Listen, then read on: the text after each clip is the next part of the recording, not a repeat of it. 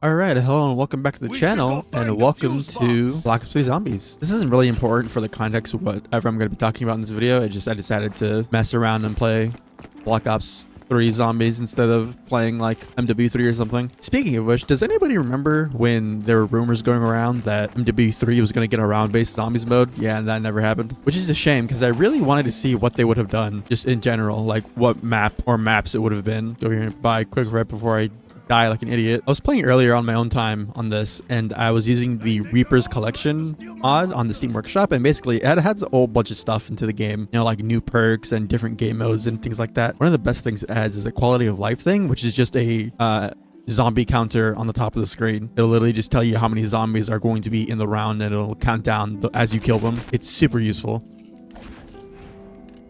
All right, already dying on round 2. You love to see it. But yeah, I was using that mod earlier, and it's super cool. A lot of the perks are really different and cool. They're from different games, and there's even some custom ones in there. But I noticed it was making my game lag a little bit, which was kind of surprising. Also, it's kind of buggy because some perks will seemingly replace already existing perks. Like, I remember I got a stamina bottle from the Wonder Fizz, and it literally just gave me a random perk that was not stamina, and I don't really know why. But yeah, the other really cool thing about that is that you can remove the perk limit or increase it to however much you want, or you can even like have a custom power-up where it'll give you extra perk slots as you get power-ups specifically for it. Yeah, I'm not going to be like doing anything specific in this video in terms of zombies. I'm just going to play until I either die or have nothing else to talk about. Yeah, I'm having the weird inkling to like go and try MW3 Zombies again, because I did it for the camo grind a really long time ago. Oh, the box is here, sick. Kind of bought that RK5 for no reason, but you know, it's fine. Also, I have the camera up in front of me instead of to the side, and maybe I'll leave it there. It depends, but if I don't like it while editing this video, then I'll just put it back where it was earlier. I remember in BO1, for whatever reason, the M1911 was like super shiny, and it looked really like weird and uncanny. Some people like how that looks, but I think it looked kind of weird. But all right, we're gonna get from the box before I get into what I want to talk about really quick. All right, well, you can't go wrong with that. But yeah, having a 4 perk limit, you know, it's classic, and that's how the games up until Black Ops 4. I don't know if it was like this in Cold War, but I know up until Black Ops 4, there was a 4 perk limit. But yeah, not being able to buy all the perks that are like useful, like having to decide between like double tap and stamina up is like really annoying, because one of those is like really good for like actually doing damage in a gameplay sense, and one of them is just like a nice quality of life type thing, you know, allowing you to sprint faster and for longer. I don't know if it's infinite, it might not be. But also, yeah, I remember I thought playing just having custom maps and playing them in general disabled leveling completely, but if I play on the vanilla maps, I can still level up and everything like that. It kind of sucks that you can't do that on mod maps though. So yeah, what I wanted to talk about today is it's something that people seem to be somewhat divided on. So the Until Dawn remake came out recently, and the Silent Hill 2 remake is coming out soon. I don't remember when it specifically comes out, but yeah, just the whole discussion going around about remakes in general and people's opinions on them. And I guess the main question, or the main thing about remakes, is like, are they really necessary, or do we need remakes? And I think the short answer is no. You know, in a perfect world, you know, older games would be constantly ported to new consoles and to PC if they haven't been already. And over time, we're slowly seeing that happen more and more often. You know, the Metal Gear Solid series has been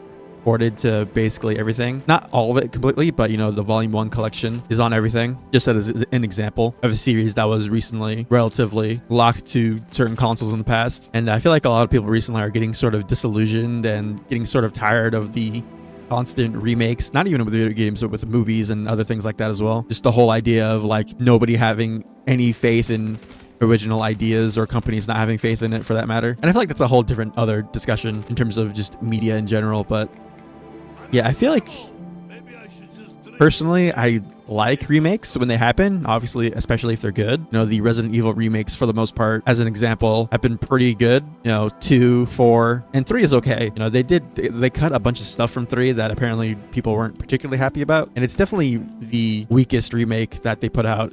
And I believe it wasn't even worked on by the same team that did 2.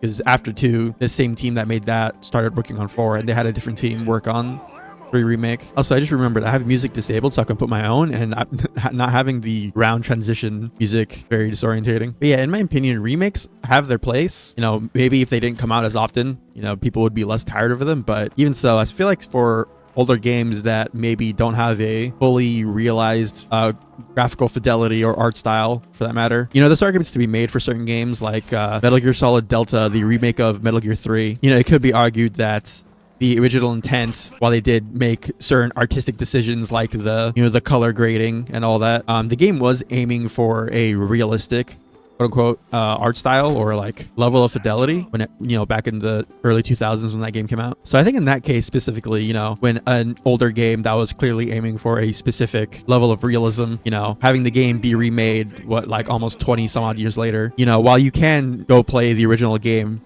especially now that it's available and everything in the MGS collection, I feel like that's a good example of a remake that, it doesn't need to exist, but there's no harm in it existing, especially, again, if it's sort of realizing the vision artistically of the original game. Artistically is not the right word, but like in terms of fidelity, you know what I mean? And circling back to the Until Dawn and Silent Hill remakes that are coming out / are out. Apparently the Until Dawn remake is like not super great from what I've seen people talking about it online. For one, it's a game that came out not super long ago. It came out in the last generation, the PS4 and Xbox generation, and it was already super hyper realistic looking, and maybe there's some things that they could tweak slightly, but the game already had a hyper realistic art style because it is a sort of choose your own adventure Telltale-esque game. And I zoned out talking right there, so I wasn't even sure how long I was actually just sitting there running around not progressing the game. Oh, it's dogs. But yeah, apparently the game has like performance issues, which is confusing again because the game is not like super intensive. It's hyper realistic, sure, but again, it's a remake of a game that came out in the last generation. And apparently they also removed like the blue color grading that was like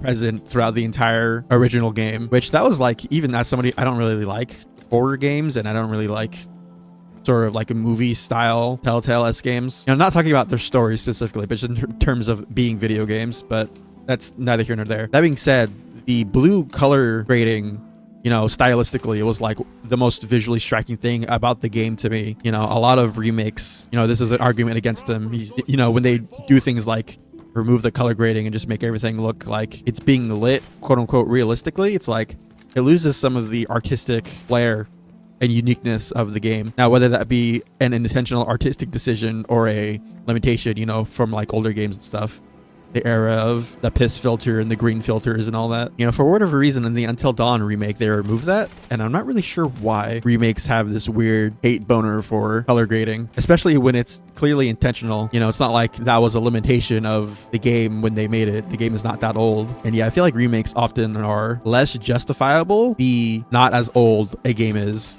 So like obviously all the PlayStation shit where they're remaking or remastering games that literally came out like not even barely 10 years ago, like The Last of Us and Last of Us 2 and Horizon Zero Dawn. Oh, it's so stupid. When there are clearly other highly loved games, Bloodborne, that they could be remastering and remaking and porting and all that. But because games take way too long to make and they're so expensive because people running these companies are trying to chase after profit constantly and have no faith in people having original ideas, no, they have to remake all their games because fuck me, I guess. But yeah, excluding, games that literally came out in the last generation, I actually don't hate when remakes of games that, whether it's to fix clunky gameplay things, which sometimes that's intentional, especially with like older horror games. I think it is a bit disingenuous to assume that everything that's clunky about older video games, especially horror games, and things about the art style being the way that they are in older games, that's 100% all intentional. It's very clearly also due to the limitations of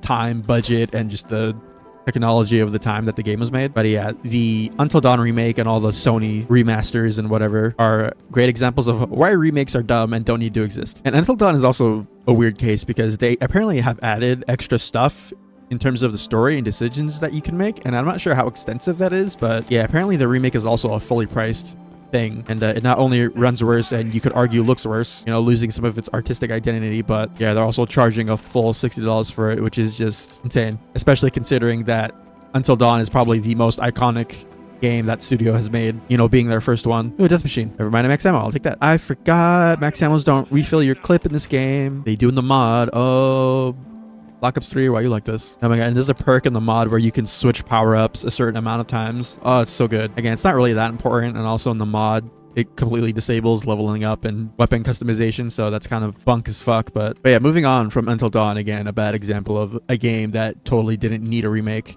And if they wanted to add new content to it, they could have made it like a DLC. But I'm rambling about that now. Where is the box at?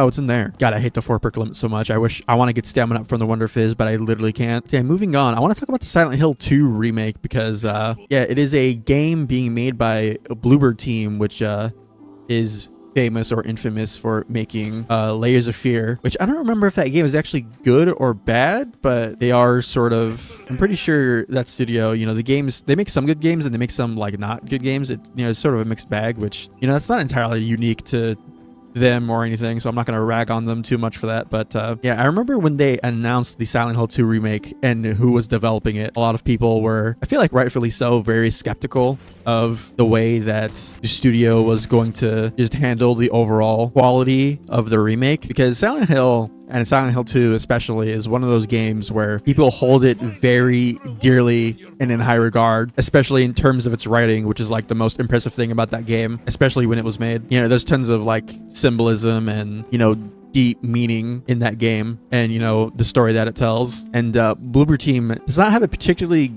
great track record when it comes to, you know, subtlety and handling very serious like subject matter. All right, I just checked, and yeah, that what I'm saying, I'm just wanting to make sure what I'm saying checks out.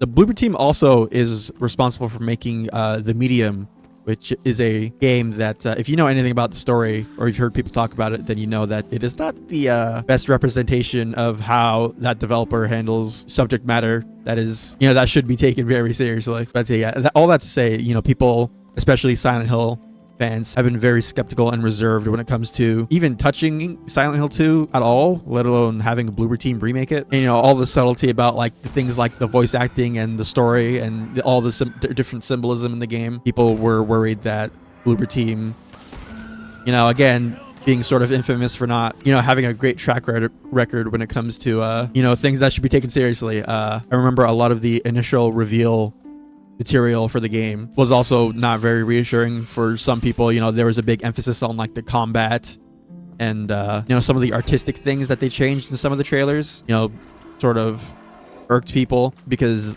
Silent Hill 2, the way things look is very specific and intentional. And if you change stuff like that, it might not, you know, read the same way that it was intentionally supposed to be, you know, in the original game. You know, things like character designs and the voice acting especially. I don't remember, did they get the original voice cast for the remake? I'm not actually sure. If they did, kudos to them. And, you know, especially about the voice acting. There's a very important bit at the end of the game where the voice acting is very specific and done in a way that, you know, I don't think the voice actor who did that bit at the end of the game is even alive. I might be wrong.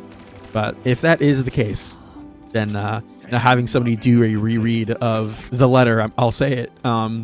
If you know what I'm talking about, then, you know, but it probably won't hit the same way. And, you know, talking about the combat again, you know, having it be sort of them putting a weird focus on the combat, you know, it's one thing to, you know, remaking an older game to improve aspects of it like combat, especially in an old horror game where combat was not the focus, you know, to make it not feel super bad and clunky. You know, obviously some of the jank and clunkiness is intentional, especially in a horror game where you're supposed to feel sort of helpless. But again, some of that is intentional, obviously, but some of that is also, again, like I said earlier, a result of, you know, and it had, all right, cool, limitations and things like that. Here I am talking and not paying attention to the actual video game. I just go buy all my perks again before I die talking about random bullshit nobody cares about. But yeah, my point being is that everything in Silent Hill 2, in terms of the story, the way it felt, you know, physically playing the game, the voice acting, the art style, you know, everything about it was done very intentionally. And, you know, Bloober Team's previous track record did not inspire the most confidence, you know, when it was announced that they were remaking the game. All that being said, some reviews have been coming out for the game, you know, nothing super specific, but against all odds, seemingly, again, in this, you know, pre-release era of the game, people have been giving the game very good reviews, which a lot of people, myself included, has a lot of us surprised because, you know, because of everything that I just previously stated. But yeah, I wonder how much of that, you know, again, if the game does come out and it is super good, you know, and everything was, you know, done as faithfully as it could have been, you know, if that is the case, then that's super cool.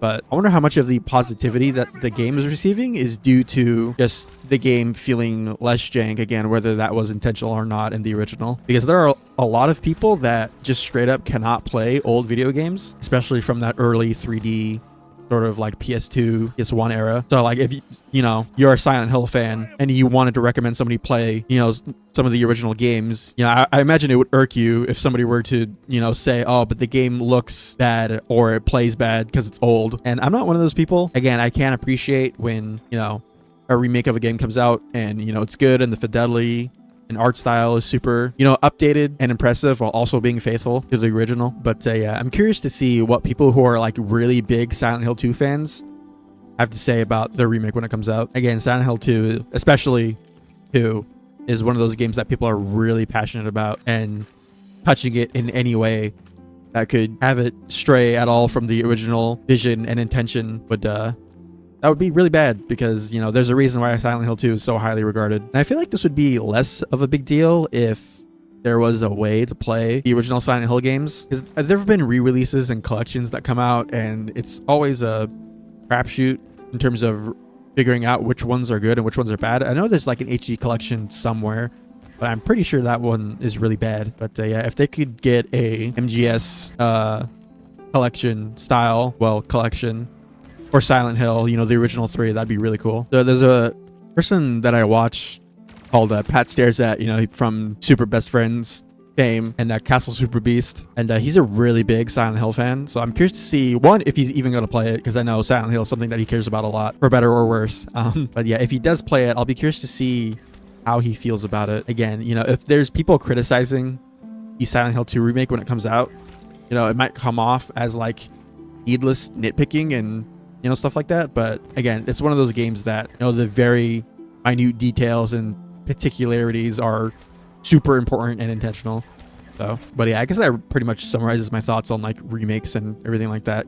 They aren't necessary, but, there are cases where, they can be welcomed in addition to, ports of the original games. I'm pretty sure, I don't know if it's out already or not, but I'm pretty sure there's a collection of the original 3 Resident Evil games that you can buy. That's really cool. God, running around with an LMG. This is why I wish I could get stamina, but no, we have to have a 4 perk limit because fuck, I guess. Also, I wish the games industry wasn't literally imploding as we speak, because God, I'm so sick of seeing not even 10-year-old games getting remasters because Sony can't actually afford to invest in new IPs or even sequels to existing franchises. Oh my God. All right, well, I keep forgetting that I have in plain sight. I literally just refuse to press the 1 button on my keyboard. I love you, Death Machine. But yeah, I kind of hate that I have to play simple maps like this on camera, just because, like, I mean, you're seeing it here. Even playing a simple map like this, or like the Giant, I'm like metaphorically eating shit while trying to also speak at the same time. So you know what? We can't be good at everything. Unless you are one of those people in which I hate you, but I digress. I suppose I should be glad that I have enough points to buy all my perks anyways. But yeah, I know people who are sort of not super hyped for Silent Hill 2 Remake are getting sort of dogged on online, which is super weird because I know Susie, the Sphere Hunter, specifically is sort of getting shit for saying that she's being like disillusioned by remakes recently, and people are like trying to point out that she's like positively talking about other remakes like Dead Rising and other Resident Evil stuff like that, trying to use that as like a gotcha, even though it's totally possible to, one, recognize that those remakes are good. Them being good is important. You could say that and also be sort of dissatisfied with the fact that we're getting tons of remakes instead of new stuff, which I think a healthy balance of both is good. But lately it feels like a lot of games are getting remasters and ports and remakes when, I feel like a lot of people would be really excited for new stuff. One series that I wish would get a remake are actually the older Call of Duty campaigns. And they remade a Modern Warfare and Modern Warfare 2. And those campaigns look great.